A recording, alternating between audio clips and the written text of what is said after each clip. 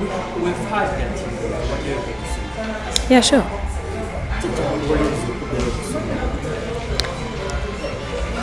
Echampaliriza. One, I wanted to add on what I know, and I wanted to learn what I don't know.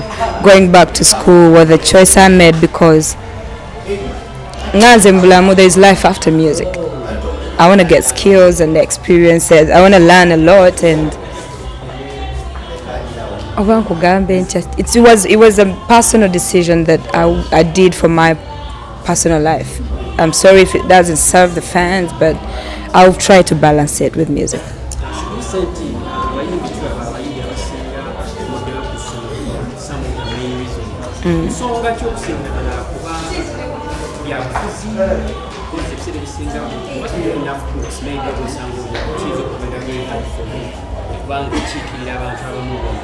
That's true.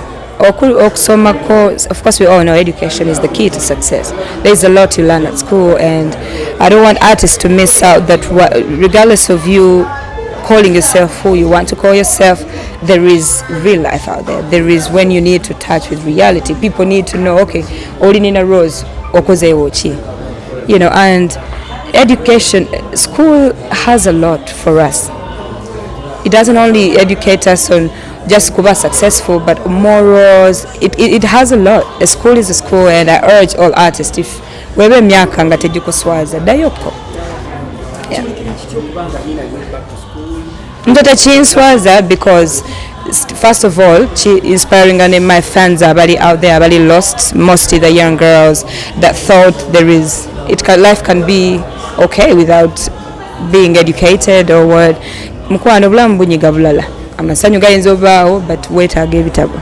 So I'm glad that I made this decision not only for me but to inspire also young girls out there that okay, we've seen it all, but let's pause for a minute and do the right thing.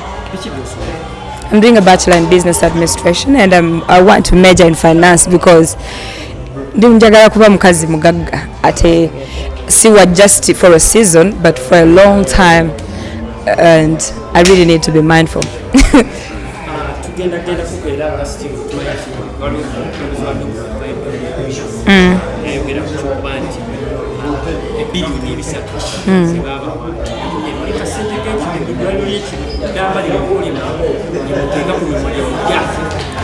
Nze kyemmanyi ebyogerwa byo bingi naye nga nze amazima gensitikingirako nsina ssente ze nalindidde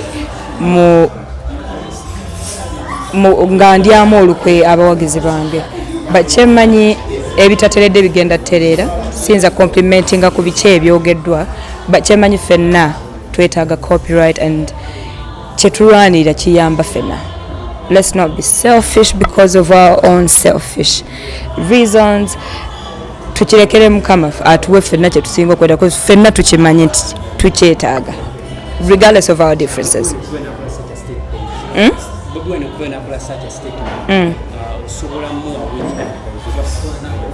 Sina buyinza bwa advice principle because I'm sure he's informed enough, but nsaba Katonda naffe atuwa amaanyi okuba nti tumulaga nti kyetuliko kye kituufu, because I doubt if we just playing where we are now.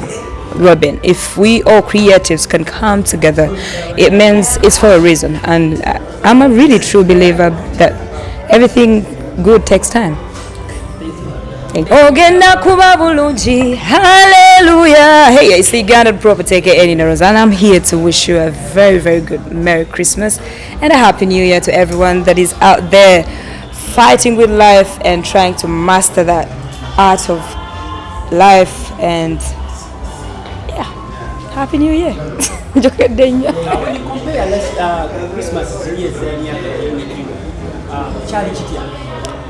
of course, bichu kamo, but we're grateful for that we are here to say Christmas no binji bichu say, but we still thank God that we're still alive and we can do what we have to do.